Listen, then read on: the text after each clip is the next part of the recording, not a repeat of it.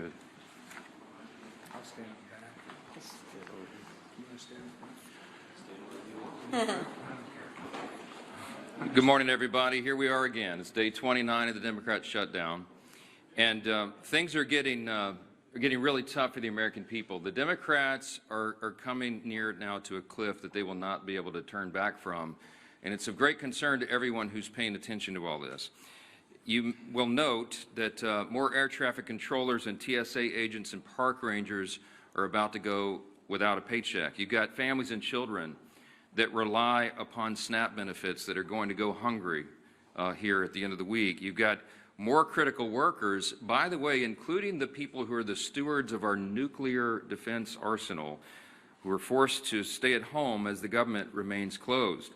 The Democrats own every one of these consequences. So we want to point out a couple of important facts this morning for you. It's no coincidence that polling this week confirms that over 70% of the American people believe the Democratic Party is out of touch. And amazingly to us, still every day, they turn their backs on more and more hardworking American families to prolong their pain. And that is exactly what's being felt here. It is incredible to us that they've now voted 14 times between the House and Senate to reject the clean, simple funding bill that would simply reopen the government. 14 times they have thumbed their nose at the American people in spite of their pain that they themselves have acknowledged. And as we've explained here, the motivation behind that is very clear. And this is why the polling is indicating what it is. The people know the Democrats are responding to fear. It is their fear of the most radical far-left voices in their party that has made them decide to obey the demands of the far left and to shut down the entire government and thereby inflict all this pain on the people. And almost comically at this point, the Democrats are still out trying to convince you that this is somehow Republicans' fault. But the facts are the facts, and the American people can see that very clearly. They see the truth. We brought you a handy scorecard here so you can, follow the votes. I mean, this is very simple. The votes to pay the troops and federal workers and continue SNAP benefits and get air traffic controllers and Border Patrol agents paid. This is the vote tally. You see the dates here.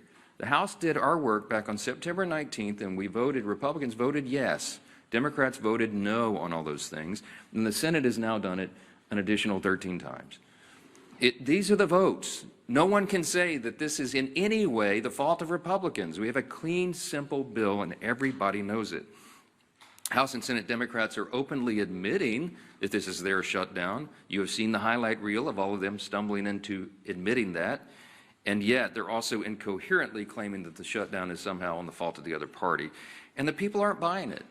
And that's why the polling continues to show that the approval of Republicans in Congress is rising with each passing day. And the Democrats, at the same time, Democrats in Congress have the lowest approval rating they have ever had since polling began, since recorded polling began on these metrics. And here's just an example yesterday. For example, CNN polling showed yesterday the approval of Republicans in Congress is up 8% since the shutdown began among independents. I mean, that's an important metric because people are paying attention. They understand what's happening and they see who is responsible. It's a really important thing to watch. Ronald Reagan used to remind us that you can always trust the American people, and we do. We trust their intelligence, and we trust their understanding of basic civics. In fact, we trust the American people's understanding of civics far more than the Democrats in this building right now. And a quick reminder of that is that the people know that in the House of Representatives, you need a majority vote. You need 218 votes to pass legislation, to pass a clean, continuing resolution to fund the government. That's exactly what we did on September 19th. They also know that in the Senate, you have to have 60 votes to pass substantive legislation. And we've only got 53 Republican seats. That means we need, by the math, at least 7 Democrats to join us to reopen the government. Now, in other words, the Democrats are the only reason that the government is closed, and there is no other way to spin that, to make something else true about it. And of course, the Democrats know all that. We've seen their party leaders, and we've now made their phrases and their comments famous here every morning. Chuck Schumer, Whip Catherine Clark in the House.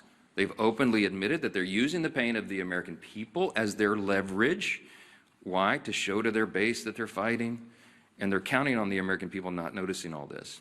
And that's the very reason why we have to come in here every morning and relay the simple truths. I mean, somebody handed me this as I was walking in here. Yesterday, according to the Media Research Center study, by a 2.5 to 1 margin, the Capitol Hill Press Corps has tweeted more about the House calendar during the shutdown than the negative consequences of the Democrat shutdown, than the troubles that we have, the hardships that are being experienced because of the troop pay and WIC funding and flights grounded and SNAP funding. You guys are writing more about the House calendar than the real pain that's being inflicted on the American people, and that's why we have to come in and relay the simple facts. Now, there's a misguided strategy that the Democrats are pursuing right now, and it reveals two important things that can't be glossed over. Number one, it shows they have no cards to play except to try to blame the other team, which is ridiculous, and it shows how little they think of the American people. They had a rally a couple weeks ago. They tried to portray President Trump as a king, and we pointed out, again, the obvious truth. If the president was a king, then the government would be open. He's been trying to do that. And low-income families would be getting the food assistance that they need by Saturday. Republicans cannot wave a wand and reopen the government on our own. We must have a handful of centrist Democrats in the Senate do the right thing. And any Democrat suggesting otherwise knows exactly what they're doing, and they insult the intelligence of the American people. And by the way, every reporter in this room when they do that. Unlike Democrats, Republicans have nothing to twist or spin. We are just simply here relaying the simple facts and the truth. And the American people are responding to that. And that's why the polling indicates that they trust us more than the other side, because we are the ones here telling you the truth. We have nothing to hide. They are trying to obscure the facts. And by the way, the biggest unions are beginning to say the same thing. On Monday, the largest union of federal workers, the American Federation of Government Employees, came out, as you saw, and publicly urged Democrats to join Republicans and pass the House's short-term funding bill. The union president said, quote, "A strong America requires a functioning government, one that pays its bills, honors its commitments, and treats its workforce with respect by paying them on time." Amen to that. Of course, we agree. But it wasn't just the AFGE. You had the same commentary, the same plea by the National Association of Air Traffic Controllers, the Coalition of Airline Pilots Associations, the NetJets Association of Shared Aircraft Pilots, the Allied Pilots Association, the Southwest Airlines Pilots Association, the leader of the Teamsters, and the New York Steamfitters Union. They're all coming out. These are the constituencies that the Democrats claim that they support, and that's why the unions came on side of the Republicans in the last election. They've had enough of this nonsense, and they've all called on Senate Democrats to end this shameful shutdown. And it is a shame. The Democrats need to be publicly prodded by their millions of hardworking Americans to just simply do the most basic function of their jobs. A rational person would read the pleas of the federal workers and conclude that it is time to end the charade and turn the lights back on. But the Democrats are not rational right now, and they've deliberately ignored the plight of all these federal workers around the country. People are going to remember this, and they should. I want to quote to you a couple of senators over there on the Democrat side. Listen to this nonsense. Senator Mark Warner, the senior senator from Virginia, and this is noteworthy because Virginia is the state with the largest number of federal employees. He claims that federal workers want him to vote against reopening the government. He literally said, quote, "I think they want us to fight this." Fight what, Mark? What are you talking about? We have a clean CR. This is not a partisan dispute. It's ridiculous. Senator Tim Kaine is the junior senator from the same state of Virginia with the largest number of federal employees, and he said, quote, "I work very closely with them, and the AFGE would not want us to cut a deal." What the heck are you talking about, Senator? There is no deal here. We're not talking about a deal. We're talking about a clean CR that all of you voted for even as recently as this year. And here's my favorite one. This is the best quote. When asked about the AFGE statement from the big union, Senator Jeanine Shaheen said, quote, "I had a conversation with the president of AFGE earlier, right after the shutdown, and that was their position then." So let me just translate for you. Senator Shaheen spoke with the head of the largest federal employee labor union. The president of that union explained to her the harmful effects of a shutdown, and then Senator Shaheen went out and voted to close the government anyway and continued to do that more than a dozen additional times. Senate Democrats knew the pain this would cause. They knew about the missed paychecks. They knew the uncertainty of making rent for so many people. They knew about the missed meals. They knew about delayed flights. They knew that our nuclear arsenal and our national defense would be negatively affected by this, and they did not care. They shut the government down anyway to appease the far-left voices of their base. And the Democrats have some soul-searching to do. Are they going to continue to do that? Are they going to run from the far left and do their bidding? Or are they going to do right by millions of federal workers and the American people who continue to show up to work daily without pay? Are they going to do right and reopen the government so that those people are taken care of instead of the Marxist far-left base in their party? That is the question. And we pray that Senate Democrats come to their senses before the situation becomes too dire. On Saturday, this gets very real. SNAP benefits will stop flowing to all those who need it. You're talking about tens of millions of Americans at risk of going hungry if the Senate Democrats can continue this gambit.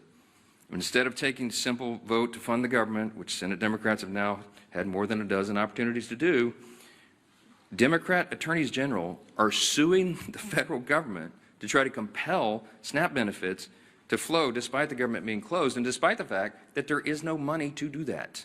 Congress hasn't authorized that. The contingency fund for that was something they batted down when the Democrats decided to vote against the CR and shut the government. For Democrats, there's a much easier option on the table. Just go do your job and fully fund all these programs and all these categories of people by voting for the CR. That's it. You don't have to do anything for Republicans. Just do your job for your constituents.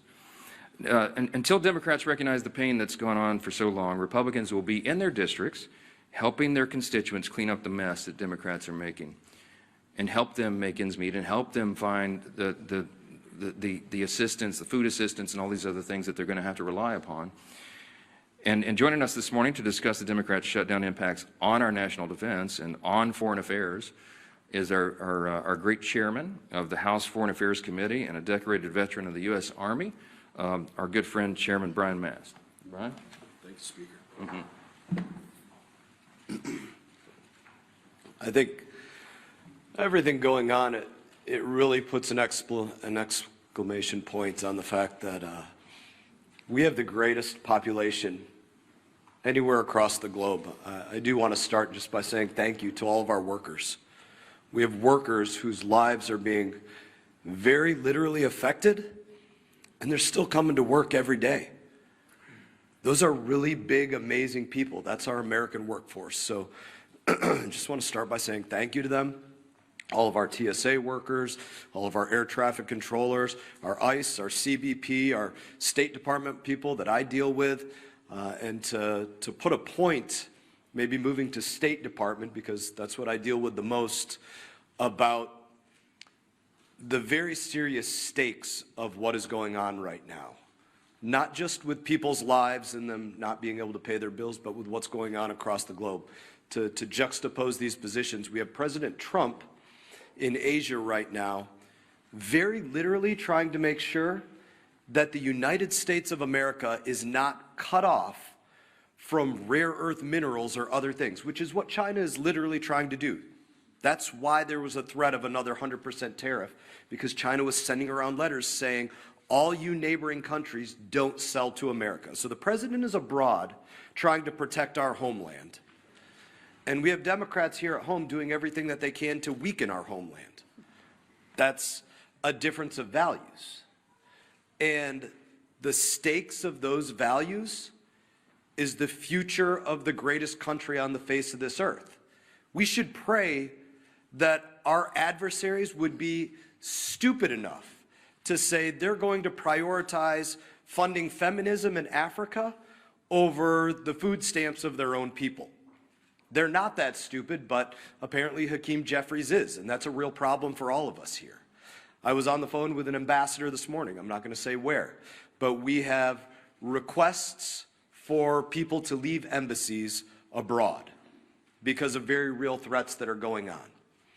The people in that embassy are right now trying to figure out if they have cash funding to get fuel for vehicles or to have diesel to put in their generators because they don't have reliable electricity in the places that they're in. Those are the real world consequences. While they're also worrying about their paycheck isn't coming in, can their family back home buy groceries, pay their bill for student loans, pay for the fuel to get their kids to school, or the tuition at their children's school, or all the other things that they have to worry about, while they're worrying about, can they even get out of country? So those are the difference of values. I guess I would close it by saying this.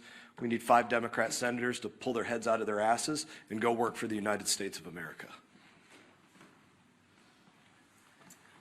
Thank you, Chairman Mast. Thank you for your service to our country and for keeping the focus where it needs to be on making sure America stays strong in the midst of turbulent times. And, you know, what's so sad about this shutdown is that we don't need to be in these turbulent times. It was a self-imposed wound that Hakeem Jeffries and Chuck Schumer have imposed on the country.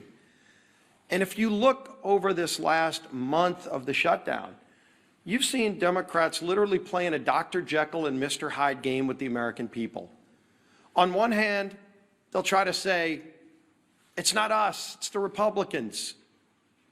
Gee whiz, as the speaker talked about, oh, they control the House, Senate, and White House, when they know that they are the ones that are shutting the government down. And then on the other hand, Mr. Jekyll's side, they're saying that they know that they're causing pain on the American people. They admit that there is suffering, but they're doing it for leverage.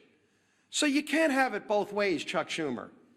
You can't wake up one day and say you're going to try to blame it on the Republicans, and then on the next day, you're trying to say that, gee whiz, we know that we're causing these problems. They're admitting they're causing suffering on people, but they're doing it for leverage. And they can't even explain what that leverage is, because they just need to show their radical base that they're having a fight with Donald Trump. It's all it's been about from the beginning. You really want to know who's calling the shots in the Democrat Party? You saw it on the stage this past weekend. Bernie and AOC on the stage with the new leader of the Democrat Party, Mandami. Maybe Chuck Schumer's waiting for Mandami to let him know when he can open the government back up again. But families can't wait, because the real suffering is going to begin. It's already been happening, but it really hits home this weekend when SNAP benefits run out, and they know that. But I'm going to go through some of the lies, the myths, the things that they say when they know better. Chuck Schumer just yesterday said, quote, Republicans are in charge of the White House, the Senate, and the House, but they're refusing to do their job. Now, Chuck Schumer's been in Congress since the 1980s. And he knows that every day he's been there, there's been a requirement that you need not 51, not a majority like we need in the House. He was in the House where you did need a majority, and then he went over to the Senate where it's always been a requirement that you need a supermajority. And in fact, when they changed the rules, it's not a standard or a custom, it's an actual Senate rule that you need 60 votes. The rule used to be higher. And in 1975, many of you might have thought Chuck Schumer voted for that rule. He came in just a few years after. In 1975 is when they lowered the threshold to 60 votes. It used to actually be a higher standard in the rules. And so every day Chuck Schumer's been in Congress, it always took more than a simple majority, in fact, 60 votes to pass these kinds of bills through the Senate. And he knows that. So you'd ask, well, why is he trying to lie and mislead the American people? When he makes a statement like that, he knows he's trying to mislead the American people. And yet on other days, he does admit he knows he's causing suffering, but he's doing it for leverage.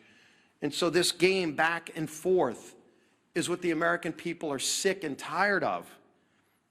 Hakeem Jeffries, quote, we didn't view the current bill as anything other than a partisan Republican spending bill. He knows good and well that it was a clean CR. If Democrats still to this day don't know the difference between a clean CR and partisan bills, did they stop reading the bills? Because they used to vote for these bills. Just since 2017, go look at the facts, Speaker likes talking about the facts. Facts are important here.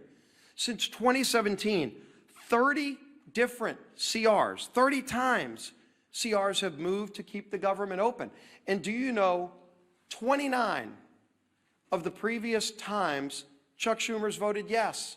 29. This 30th time is the only time Chuck Schumer has voted no.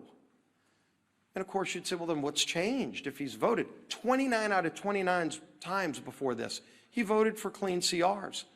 What's changed? This is a clean CR. What's changed is the Democrat Party has changed. Mondami is now running the party. That party has changed. But the American people still have the same needs. The American people, again, the clean CR doesn't solve our differences. We still have big differences that we need to go negotiate, but let's just do it while the lights are on without the American people being held hostage. And of course, the final myth that's been out there for the beginning of this whole shutdown that we've debunked many times, that it's, quote, a total effing lie. That was Chuck Schumer's word. I think he actually used the word itself. That Democrats support free taxpayer-funded health care, free legals. That was Schumer saying that. And then, of course, when you read his alternative bill, his list of hostage demands, the $1.5 trillion spending bill, it includes in it a provision that repeals the verification we put in that says illegals can't get free health care.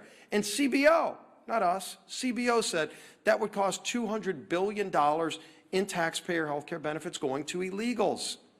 They know that. Of course they know it. And so why would they want to try to mislead the American people by over and over again making those statements? So here you can see it. Time and time again, the SNAP benefits comment the speaker talked about. They were warned in early October that 42 million people could be at risk in just weeks of losing their SNAP benefits if they didn't open the government. They knew that. And they want to play this game of chicken, this Jekyll and Hyde, one day trying to blame everybody but themselves, and then the other day taking ownership and admitting they're causing suffering, but they want to do it for leverage. You can't have it both ways. And more importantly, the American people are feeling the suffering. And this weekend, that suffering gets worse. And we have voted over and over again to prevent the suffering. It's not necessary. It shouldn't happen.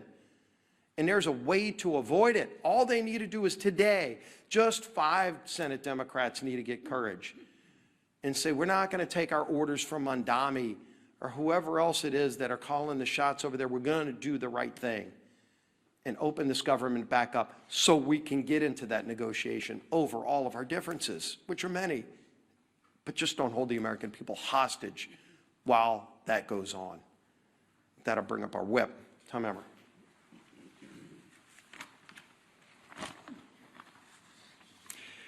The Democrats have no leader, no vision, no message. And nothing proves it more than the chaos they have caused with their needless government shutdown. We are now 29 days into this mess, and the Democrats have contradicted themselves every turn with no exit strategy in sight. They've tried to make their shutdown fight about health care, while simultaneously demanding that we cut $50 billion in rural health care and give taxpayer-funded health care to illegal aliens. Not to mention the Americans who are suffering right now because critical health care services have been put on pause due to the Democrats' shutdown charade. On the issue of SNAP, Democrats are bending over backward to oppose Trump, using taxpayer dollars to fund frivolous lawsuits. Meanwhile, they are the ones causing people to lose their SNAP benefits by refusing to reopen the government. Remember, all of this could have been solved in a matter of 5 minutes by 5 Senate Democrats if they would do the reasonable and right thing by supporting our clean CR. The same CR that they supported just 6 months ago, and as we've said over and over, that they passed 13 times under the Biden administration. But instead, they'd rather run in circles, tripping over their own feet in the process and hanging their constituents out to dry. Why? In order to attain political leverage and score points with the radical Mamdani and Omar Fata supporting that, by the way, for those of you that don't know, is the Mamdani of the Midwest, Omar Fata, supporting that wing of their party. Take it from the party who essentially wrote the government shutdown playbook. It doesn't work. Shutdowns achieve nothing but hurt everyone. So enough with the political games. Pass our clean CR and let's reopen the government for the people that you were elected to serve.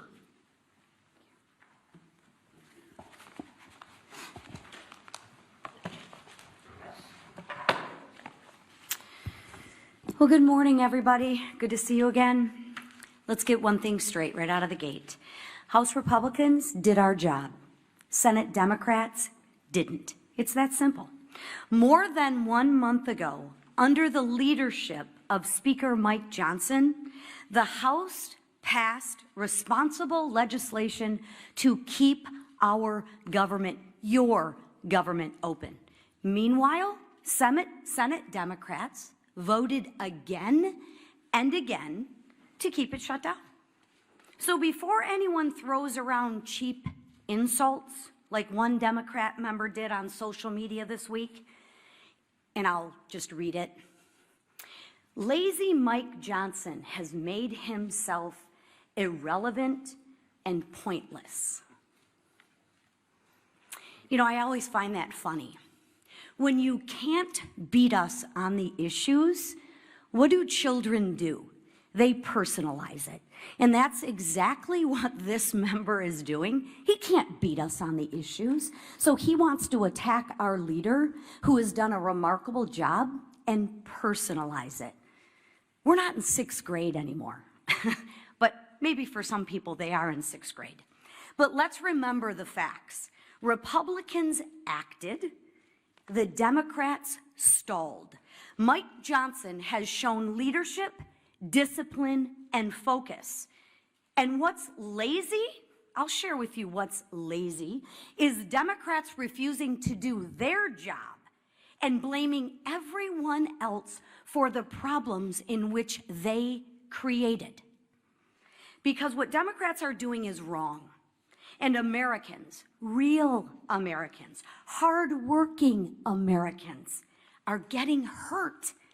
I, for one, have had it. And I don't think I'm the only one out there. On Sunday, a Democrat House member admitted to the Wall Street Journal that his party is being pushed by far-left groups. He said the quiet part out loud, everybody. He said what we've been saying forever. He said Democrats were lying to the American people about the reason behind the shutdown. Well, that's a shock, right? It isn't for health care. It isn't for health care, because if it was about health care, they wouldn't have stripped the $50 billion rural health care fund. I mean, come on, Democrats, get your stories straight. At least get a good story that you can spin to the American people, but you can't even keep your story straight. Listen, what the speaker said, Ronald Reagan was right. Trust the American people. And you know what? I'll say it again. When the facts aren't on your side, you have to personalize it and you have to lie. But the question right now is, at what point is the pain of the Americans going to outweigh the radical cries of their base? It wasn't when our troops almost didn't get paid. It wasn't when moms and infants were at risk of losing the food off their table. It wasn't when flights across the nation got canceled because air traffic controllers and TSA agents didn't get paid. No. When that happened, Democrats said, every day gets better for them. Really? Maybe because they're getting paid while the people who they represent are not. That's what they said. They said pain for the American people was their best leverage. They said maybe it was uncomfortable, but it was worth it to them. Really? Think about that. Let that settle in. Let that just sit for a minute. So now I ask, Will it be enough pain this weekend when 42 million Americans lose access to food on their table? Will it be enough when 2 million Americans miss a paycheck? What Democrats are doing right now is absolutely cruel, but it's also dangerous. And I think Chairman Mast spoke very well on this issue, but let's build on that. When our skies aren't staffed, when our borders aren't secure, and when our troops are at risk of missing a paycheck, that is not a political strategy. That is a national security threat. Enough is enough. Americans do not want to be used as leverage. And they don't want to be used as leverage for another $1 trillion of wasteful spending. They work way too hard for their paychecks. They want relief, they want leadership, and they want results. Democrats, please, I implore you, do what's right. Democrats, do what's right. End the shutdown. End the suffering for the American people. Stop, as you say, leveraging the pain. Vote for the Clean CR funding bill and let America move forward. Thank you. All right, questions? Manu, go ahead. Given how dire the you express for so many Americans right now, how do you justify the administration giving this big, massive bailout to Argentina, as well as calling for an increase in beef imports from Argentina? Look, we give foreign policy, the execution of foreign policy to the executive branch, and that's what the president is doing right now. There's lots of nuances about that. He's involved in negotiating trade agreements around the country to the great success and benefit of the American people right now. Dozens of them being worked out. He's overseas right now doing the same thing. And what he accomplished in Japan is a remarkable thing for the American people. And by the way, they've agreed to invest $550 billion into America, and that's good for everyone. So I can't get into the nuances of every single trade agreement with every country around the world, but we're going to trust the president to do what he's doing. He's had a remarkable track record of success for the American people, and nobody in this room can refute it. So I'm going to leave it right there. Chad, let's talk about the government shutdown. It's the main important thing right here. Chad, go ahead. Can you talk about some of the members in, excuse me, can you talk about some of the members in your conference who have expressed concern about the House being out, or saying that this has gone on, too long, we need to maybe have another CR or take another approach or do something on health care? Yeah. Can you talk about what that is like and some of the things that you're hearing from your members who are saying, this is really going on? Well, you all know what I'm hearing from my members because our calls are leaked every week, and we had a conference call with almost everyone yesterday. By our count, there's about 3 to 4 members of the House Republican Conference who have only mildly questioned working in the districts as opposed to being here on the floor. And we talked through that in as much detail as we can on a call that I know is being printed on the front page of all the papers the next morning. But I can tell you that 99% of all the Republicans in the Senate and the House heartily agree with what we are doing. They understand the most important thing and the most important function and the basic and most simple thing that government must do is keep its operation going for the people. That is the first job of Congress. And when we can't do that, everything is paralyzed. And so we have made that the #1 emphasis. We need the Senate Democrats to do what they have always done in the past. Don't make me tell you all the facts again. 13 times during the Biden administration alone, they voted on CRs to keep the government going. They know the pain they're inflicting. They do not care because they're more afraid of the radical left Marxists in the base than they are the American people. That's plain and simple. And so it's painful for them, for us to get up here every single day and relate again the simple truths. We have to do that. The repetition is what makes the truth saturate, because most of the mainstream media is giving us headwinds. They're pushing back, as I just demonstrated from you from the results. The research proves what we know intuitively, that the mainstream media, most of the legacy media, is parroting the talking points to the other side. You are not asking Chuck Schumer the hard questions. You're not asking Hakeem Jeffries the hard questions. Not enough of them. They're hiding. And they think that they can appease the radical base because they're more afraid of the voices of the far left corner of their party than they are everybody else. And I think there's going to be a big price to pay for that in the future. Yes, sir. Right here. Village News Service has tracked 5